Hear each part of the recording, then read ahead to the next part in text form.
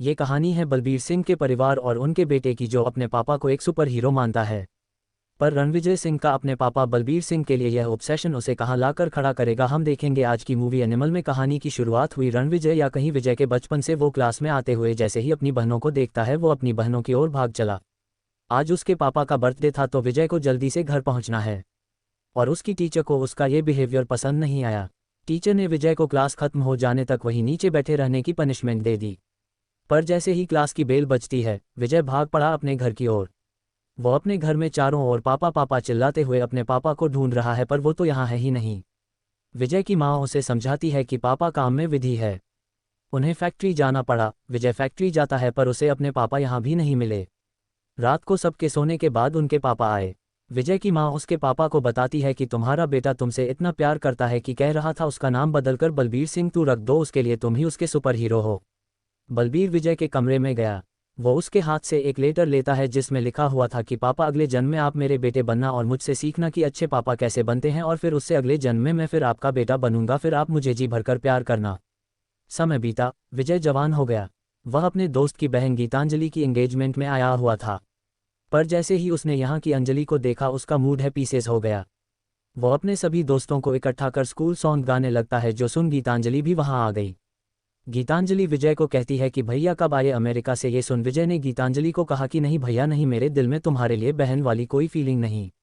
अकेले में विजय ने गीतांजलि से पूछा, ये तुझे तो अमेरिका जाना था ना, पीएचडी करनी थी, तो इतनी जल्दी शादी कैसे।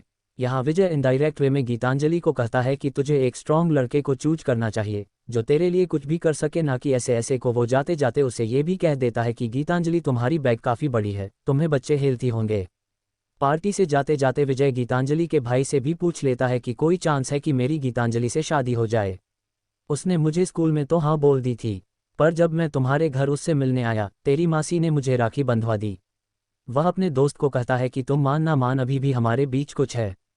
उसका दोस्तों से कहता है कि देख बचपना छोड़, 2 दिन में उसकी शादी है और उसके बाद वो यूएस चली जाएगी। पर विजय कह देता है कि वो कहीं नहीं जाएगी। तभी गीतांजलि वहां अपने भाई को अंदर बुला लेती है और विजय बाल कटवाकर पहुंच जाता है अपने घर, जहां उसके पिता का आज बड़ी है। विजय ने बाल इसलिए कटवाए क्योंकि उसके पापा को छोटे बाल पसंद थे, पर उसके पापा क्या देते हैं कि तुम पर बड़े बाल भी अच्छे लगते हैं। तो विजय का जवाब था कि कोई बात नहीं पापा, मैं फिर से बड़े कर लूंगा।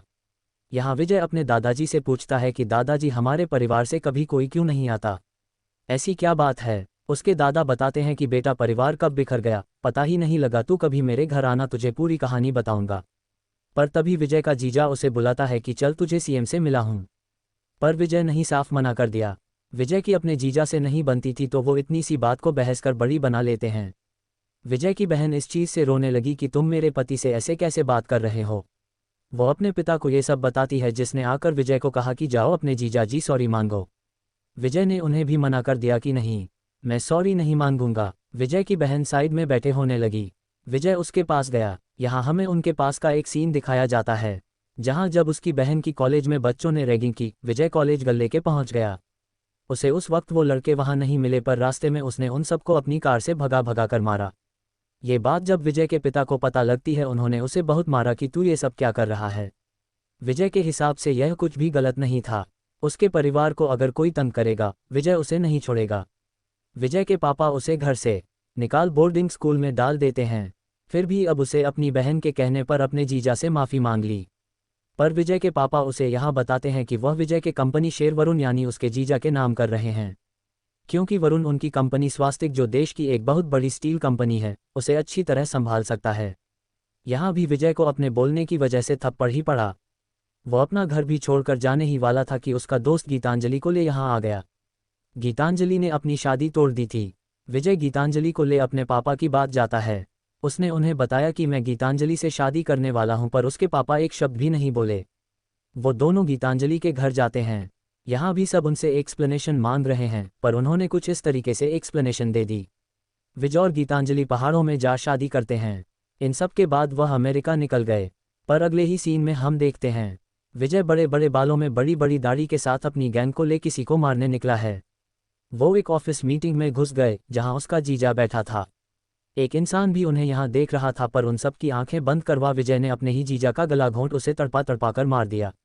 विजय के अंदर इतना गुस्सा भरा हुआ था कि उसने उसे मारने के बाद भी गोलियों से उसके शरीर के चिथड़े कर दिए। अब विजय ने ऐसा क्यों किया ये जानने के लिए हमें जाना होगा।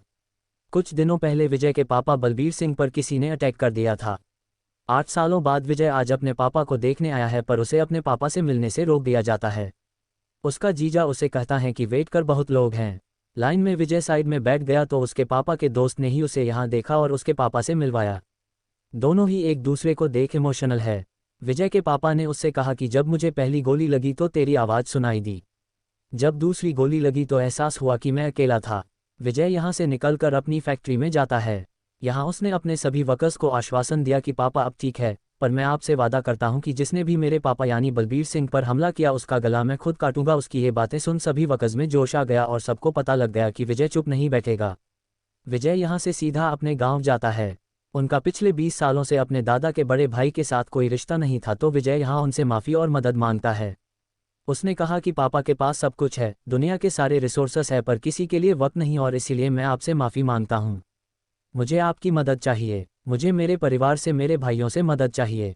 विजय अपने सभी भाइयों को ले दिल्ली निकल जाता है। उसने अपने भाई, अपनी फौज अपने पापा के आगे खड़ी कर दी। विजय ने अपने पापा का बॉडी डबल तैयार किया और कहा कि इस बारे किसी को पता नहीं लगना चाहिए, उसकी बहनों को भी नहीं। बॉडी डबल तैयार हुआ जिससे उनका जीजा भी पहचान ना सका, पर उसी रात कहीं जाते हुए उस बॉडी डबल पर हमला हो जाता है। वह बुलेट प्रूफ कार में था तो शीशा उतारकर ये लोग उसे गोलियों से छलनी कर देते हैं।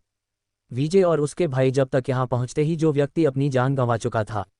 हॉस्पिटल में जैसे ही उसका जीजा और बहन पहुँचते हैं, अपने पिता को देख उसकी बहन तो खुश थी पर जीजा नहीं। यही वो एक व्यक्ति को कॉल करता है कि बलबीर सिंह जिंदा है, तुमने जिसे मारा वो उसका बॉडी डबल था। और ये कॉल की बातें उसी टाइम विजय ने भी सुन ली। उसका जीजा ये तक क्या देता है कि बेटे को तू मार, घर पे बाप को मैं मार दूंगा। तो इस चीज़ के बाद क्या हुआ हम सब ने देखा। इसके बाद वह लोग एक व्यक्ति फ्रेडी से मिले जो बेचता है। विजय के कहने पर उन्होंने ऐसा वेपन बनाया था जिससे खुद फ्रेंड इम्प्रेस है कि सर जी क्या आइडिया था आपका, पर वो लोग इससे पहले इस हथियार को देखते ही बलबीर पर हमला करने वाला व्यक्ति अपनी फौज ले विजय को मारने आ गया। विजय और उसके भाई एक एक कर सबको मारते हैं, पर दुश्मन के लोग रुकने का नाम ही नहीं ले रहे हैं। उन्होंने पहले गर्ल्स के साथ सबको मारा, फिर विजय ने अकेले ही कुल्हाड़ी के 75,060 लोगों को। इस बीच विजय को भी बहुत से बाहर लगे हैं, पर उसका जोश इस वक्त इतना ज़्यादा था कि उसे कुछ महसूस ना हुआ। 200 लोग वहां उड़ा रहे थे तो उन्होंने उस हथियार को खोला जो फ्रेडी यहाँ लाया था। विजय इस गाड़ी में बैठ गया और निकल गया सबको दिखाने मौत का रास्ता। वो नॉन स्टॉप ऐसे वार करता है कि वहां कोई ना बचा। उसने यहाँ के दीवार खंभे सब तोड़ दिए, पर जैसे ही गोलीबारी थोड़ी शांत हुई वह व्यक्ति यहाँ लेट जाता है। विजय जैसे ही गाड़ी से उतरा उसने उठ विजय पर 2 गोलियां चला दी। अब 2 गोलियों से तो उसका बाप भी नहीं मरा था, विजय कहाँ ही मरेगा। पीछे से उस व्यक्ति को गोलियां लगी। उसे उसी वक्त एक फ़ोन आया अपने भाई का। विजय उसके भाई को कहता है कि जिंदा बच गया हूँ मैं, और अब तुझे मेरे पास आने की ज़रूरत नहीं, मैं खुद आऊँगा तेरे पास और तेरे घर, तेरे परिवार, तेरे काम सबको ख़त्म कर दूंगा। विजय उसी वक्त बेहोश हो जाता है, वो कोमा में है। गीतांजलि फूट फूट कर रोने लगी, पर 14 दिनों बाद उसे होश आया। उठते ही उसके मुंह से ही पहली चीज़ निकली कि कुछ पता लगा। विजय के कान के पर्दे फट चुके थे, उसे कुछ सुनाई नहीं दे रहा। 28 दिनों बाद डॉक्टर्स की पूरी टीम ने बैठकर उसे बताया कि तुम्हारी हालत बहुत बुरी है। जोश जोश में तुम्हें कुछ पता नहीं चला, पर तुम्हें 6 गोलियां लगी हैं। सर पर जोर से वार हुए हैं जिसकी वजह से ये तुम्हारी स्मेल और टेस्ट करने की शक्ति जा चुकी है। एक गोली तुम्हारे दिल के पास लगी, एक गोली तुम्हारे में, इस वजह से तुम्हारा सिस्टम भी काम नहीं कर रहा, और सबसे ज़रूरी तुम्हारा हार्ट फेल हो रहा है। वो दूसरा हार्ट ढूंढ तो रहे हैं, पर हार्ट ट्रांसप्लांट एक बहुत ही मुश्किल सर्जरी होती है जिसमें इंसान के जिंदा रहने के चांसेस है सिर्फ 1%। उसने सब कुछ छोड़ सबसे पहले अपनी बहन को बता दिया कि वो उसके पति को मार चुका है। पापा पर हमले के पीछे उसका हाथ था। थोड़े दिनों बाद उन्हें $1 मिल गया। आज शाम विजय की डॉक्टर से मीटिंग भी है, पर कहीं दूर। इधर अबरार हक नाम के इस आदमी की तीसरी शादी हो रही थी। ये व्यक्ति बोल नहीं सकता, उसका भाई अजीब हक ही उसकी आवाज़ है। अबरार की शादी जैसे ही हुई, भीड़ में से एक आदमी या उसे ये खबर दे देता है कि उसका छोटा भाई असरार दिल्ली में मारा गया। अबरार उसी वक्त सबके सामने खबर देने वाले व्यक्ति को मार देता है। वो अपने भाई से बहुत प्यार करता था। यहाँ सामने आया कि बलबीर को मारना उन्हीं का प्लान था। वो बलबीर उसके बाप से बदला लेना चाहते थे क्योंकि उन्होंने अबरार के दादा को उनकी कंपनी स्वस्तिक से निकाल दिया था, पर बीच में विजय आ गया जिसका हार्ट ट्रांसप्लांट हो चुका है। वह बिना कपड़ों के अपने ही बगीचे में घूम रहा था। यहीं उससे मिलने एक लड़की आई। जो हट विजय को मिला वो इस लड़की के फियांसे का था।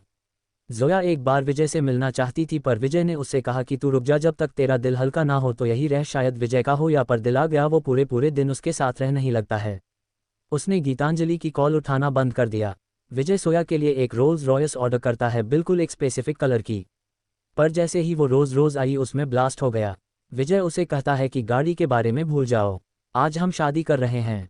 जो सुन जोया कहती है कि मैं आपसे शादी नहीं कर सकती, मैं आपके दुश्मन हूँ। जो दिल आपके अंदर है उससे मेरा कोई रिश्ता नहीं, मुझे आपके दुश्मन है यहाँ भेजा है। अबरार हक अपने छोटे भाई को ऑपरेशन के जरिए आपके जैसे बना रहा है ताकि जब आप यहाँ मेरे साथ हो वो नकली विजय बनकर आपके परिवार को मार दे, जिससे मरते हुए आपका परिवार यही सोचे कि जो विजय हमारे लिए जान तक दे सकता था उसने हमारी जान क्यों ले ली। यहाँ वो ये भी बताती है कि अबरार और विजय का कोई रिश्ता है। अबरार बलबीर को चाचा कहकर बुलाता है और ये ब्लास्ट विजय की ही जान लेने के लिए था। पर असल में ये ब्लास्ट विजय ने सोया का मुंह खुलवाने के लिए करवाया। वो पहले से ही जानता था कि क्या झूठ बोल रही है, तो उसने रोया से ही प्यार का नाटक किया ताकि उसे सच निकलवा सके।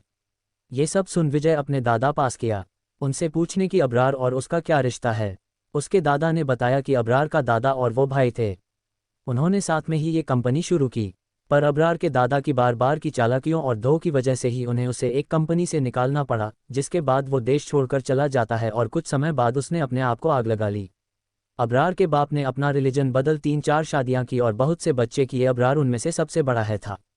अबरार को मारने निकल पड़ा, वो उसके ही घर में घुस सभी आदमियों को मार देता है।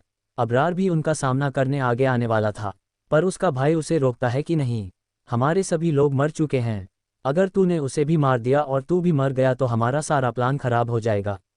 हमें इसे नहीं, स्वस्तिक और बलबीर चाचा को खत्म करना है। वो दोनों भाई यहाँ से निकल जाते हैं। विजय का सामना बस हुआ, उसकी पत्नियों से अबरार के एक पत्नी को बच्चा होने वाला था। उसने उन्हें धमकियां दे कि इसी तरह पता किया कि अबरार कहाँ है। अबरार देश छोड़कर निकलने ही वाला था कि विजय गाड़ियों से प्लेन का रास्ता बंद करता है। अब राहुल और विजय एक दूसरे के सामने आए। विजय ने अपने भाइयों को कह दिया कि चाहे मैं मर भी जाऊं, कोई गोली नहीं चलाएगा, वो दोनों यहाँ अकेले ही लड़ने वाले हैं। उनके बीच बहुत देर तक लड़ाई चली। इस बीच अबरार के लोग भी आ गए, उसने भी अपने आदमियों को मना कर दिया कि कोई गोली नहीं चलाएगा। अबरार विजय पर हावी था, वो तो उसे पीट उसके ऊपर सिगरेट पीने लगा, पर विजय खड़ा हुआ। उसे याद आया कि कैसे इसने उसके बाप को मारने की कोशिश की थी, तो उसने अबरार को खूब मारा।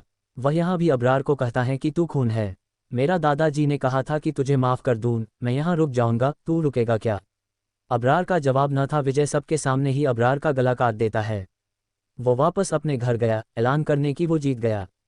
कुछ दिनों बाद आज दिवाली वाले दिन विजय अपने पापा को कहता है कि पापा मुझे आपके साथ अभी बहुत टाइम बिताना है, चलो हम सब अमेरिका चले। पर उसके पापा की एक मेडिकल रिपोर्ट आज आई हुई थी, जिसमें साफ साफ लिखा हुआ है कि उनके पास सिर्फ 5-6 महीने ही है। विजय तो उनके होता है कि नहीं, ऐसा नहीं होता, हम इसका ट्रीटमेंट कराएंगे। तो बलबीर का कहना था कि ये चीज़ तेरी गर्ल्स और मारामारी से ठीक नहीं होंगी। विजय ने कहा कि मेरी गर्ल्स और मारामारी की वजह से ही आज इस घर में शांति है। उन दोनों के बीच फिर से बहस हो गई। यहाँ विजय अपने पापा को दिखाता है कि कैसे उन्होंने पूरी लाइफ विजय को ट्रेड किया। ये सब देख बलबीर सिंह जिंदगी में पहली बार टूट गया। वो अपनी गलती एक्सेप्ट करता है कि उससे गलती हो गई, उसने विजय को वो प्यार कभी दिया ही नहीं। बलबीर विजय के लेटर में लिखी वो सेम बात रिपीट करता है कि अगले जन्म में तू पापा और मैं बेटा, तब तो वो गलतियां मत करना जो मैंने की थी, और फिर उससे अगले जन्म में मैं पापा और तू बेटा, तब मैं तुझे इतना प्यार करूंगा कि तू खुद कहेगा कि मैं दुनिया का सबसे महान बाप हूँ। विजय ये सुन फूट फूट कर रोया, पर यह कहानी अभी खत्म नहीं हुई थी। आपको याद है अबरार का छोटा भाई अजीज, जिसे वो बी जैसा बना रहे थे, वो तैयार है। अपने भाई का बदला लेने के लिए उसने सबसे पहले विजय के 2 भाइयों को जानवरों की तरह काट मार दिया। धोया को ये देख उल्टी आ गई, पर यह उल्टी खून से नहीं किसी और चीज़ से आई थी। वो प्रेग्नेंट है। अब ये बच्चा विजय का है या अजीज का, वो पता लगेगा हमें अगली मूवी एनिमल पार्क में ये जल्लाद बदला लेने आ रहा है। दोस्तों, आपको हमारी ये एक्सप्लेनेशन कैसी लगी, हमें कमेंट करके ज़रूर बताएं।